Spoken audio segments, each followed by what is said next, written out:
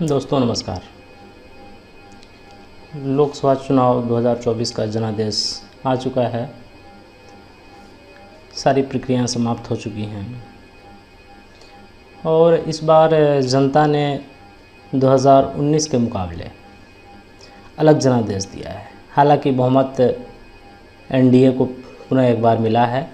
BJP नेतृत्व वाली NDA गठबंधन को पूर्ण बहुमत मिला है। हालांकि पिछली बार की अपेक्षा उनकी सीटों की संख्या काफ़ी कम है और जो विपक्ष में लोग थे इंडी गठबंधन, उसकी संख्या अच्छी खासी बढ़ी है। बिहार में भी एनडीए को काफ़ी नुकसान हुआ है। जहां पिछली बार 40 में मात्र एक सीट कांग्रेस को मिला था, शेष 39 सीट एनडीए के पास थी। इस बार मात्र 30 सीट एनडीए को मिला है, बाकी 10 सीट विपक्ष के खाते में गए हैं, जिसमें एक निर्दलीय के रूप में पप्पू यादव ने चुनाव जीता है पूर्णिया से। 4 राजद को मिले हैं और 3 कांग्रेस के खाते में हैं और 2 सीट माले भी जीतने में सफल हुआ इस बार। और बिहार में देखें तो मगध और शाहाबाद के इलाके में, मगध क्षेत्र में पटना से शुरू करते हैं। पटना ज़िले में 2 सीट है, पाटलिपुत्र और पटना साहिब। पटना साहिब बीजेपी के खाते में गया और पाटलिपुत्र इस बार लालू यादव की बेटी में सवार थी, जो कि लगातार तीसरी बार चुनाव लड़ रही थी। और रामकृपाल यादव यहाँ से एनडीए बीजेपी के उम्मीदवार थे। लगातार 2 बार उन्होंने जीत हासिल की थी और तीसरी बार जीतने के लिए वो मैदान में थे। लेकिन इस बार मीसा भारती चुनाव जीतने में सफल रहीं और अच्छा खासा मार्जिन, पिछले 2 बार जो रामकृपाल यादव जीते थे उससे लगभग दुगने मार्जिन से, दुगने से भी ज़्यादा मार्जिन से इस बार मीसा भारती चुनाव जीतने में सफल रही हैं।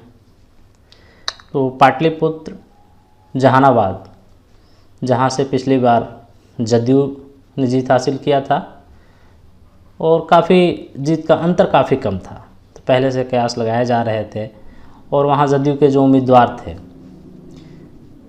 और वर्तमान सांसद भी, उनके प्रति लोगों में काफ़ी नाराज़गी थी क्षेत्र में, इसलिए पहले से यह कयास लगाया जा रहा था कि इस बार राजद वहाँ से जीतने में सफल होगी।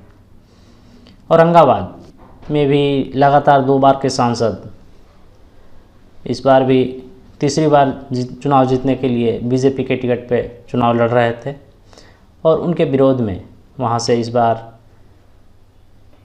राजद ने जदयू के बागी को टिकट दिया था, जो कि जदयू छोड़ करके राजद में आए थे और उनको टिकट दिया था और वहाँ से जीतने में सफल रहे। वहाँ भी वही बात था, वहाँ के जो 2 बार के सांसद थे सुशील सिंह, उनके प्रति क्षेत्र में काफ़ी नाराज़गी थी। तो इस बार लोगों ने राजद के उम्मीदवार पर भरोसा जताया, राजद के उम्मीदवार पर भरोसा जताया। इसी तरह से मगध शाहाबाद का जो क्षेत्र होता है, सासाराम, आरा, बक्सर, इन सब, काराकाट, तो काराकाट और आरा माले के खाते में गया और सासाराम से कांग्रेस जीती और बक्सर से राजद के उम्मीदवार ने जीत हासिल किया। 7 सीट यही शाहाबाद और मगध के इलाके से मिला है। 1 सीट पूर्णिया पप्पू यादव ने जीता है और 2 सीट किशनगंज और कटिहार कांग्रेस को मिले हैं। तो सीमांचल का इलाका, मिथिलांचल का इलाका इस बार भी एनडीए के साथ रहा। हालांकि बड़ा दुखद है कि एक बीजेपी के बिहार प्रदेश के बड़े लीडर, जो कि वर्तमान में विधान पार्षद भी हैं, गया शिक्षक क्षेत्र के का नेतृत्व करते हैं वो, और उन्होंने अपने फेसबुक आईडी पे एक पोस्ट डाला जिसमें उन्होंने लिखा है, एक राजपूत ने शाहाबाद और मगध को राजपूत विहीन कर दिया। उनका इशारा शायद पवन सिंह की तरफ था। पवन सिंह पहले बीजेपी से चुनाव लड़ना चाहते थे, लेकिन बीजेपी ने उनको जहाँ से वो चाहते थे उनके मन माफिक जगह से टिकट न दे करके और पश्चिम बंगाल से चुनाव लड़वाना चाहती थी, आसनसोल से, जहाँ से शत्रुघ्न सिन्हा टीएमसी के उम्मीदवार थे। और पवन सिंह वहाँ से नहीं जाना चाहते थे, वो आरा या काराकाट से चुनाव लड़ना चाहते। इसके बाद उन्होंने निर्दलीय काराकाट से चुनाव लड़ने का फैसला किया पार्टी के निर्णय के विरुद्ध, और पार्टी ने उन पर कार्यवाही करते हुए उनको पार्टी से निष्कासित भी किया। और काराकाट उस इलाके में राजपूत वोटरों की संख्या है। उनका इशारा इसीलिए था कि चूँकि काराकाट में पवन सिंह उम्मीदवार बने और वहाँ राजपूतों ने उनका साथ दिया, उनके पक्ष में वोटिंग किया, जिसके रिएक्शन में बाकी क्षेत्रों में कुशवाहा जाति के जो वोटर हैं, चूँकि वहाँ उपेंद्र कुशवाहा चुनाव हार गए, तीसरे स्थान पे चले गए, उनसे ज़्यादा वोट पवन सिंह को आया।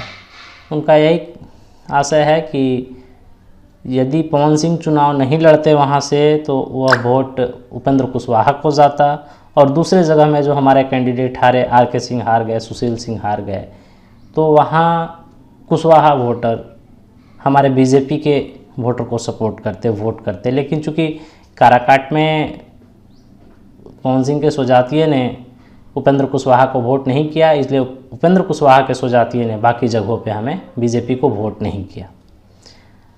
हालांकि तो बीजेपी को उन्होंने वोट नहीं किया, ऐसा नहीं है कि उन्होंने राजपूतों को वोट नहीं किया।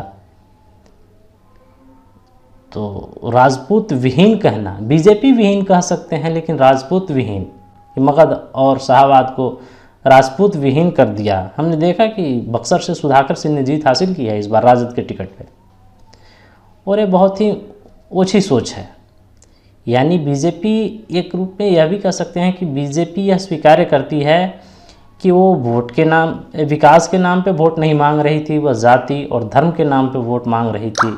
तभी तो इस तरह की सोच एक बड़े लीडर के द्वारा, इस तरह का पोस्ट एक राजपूत ने शाहाबाद और मगध को राजपूत विहीन कर दिया। यह मेरे समझ से बहुत ही ओछी सोच है। हालांकि कुछ ही देरों में, कुछ ही मिनटों में उन्होंने अपने इस पोस्ट को डिलीट कर दिया। पता नहीं क्यों डिलीट किया, लेकिन यह पोस्ट जो है बीजेपी के लीडर के एक या बीजेपी की जो सोच है उसको दर्शाती है। तो आप लोग इस तरह के पोस्ट और इस तरह के सोच को कितना सही मानते हैं, कमेंट के माध्यम से बताएंगे। आज के लिए इतना ही, धन्यवाद।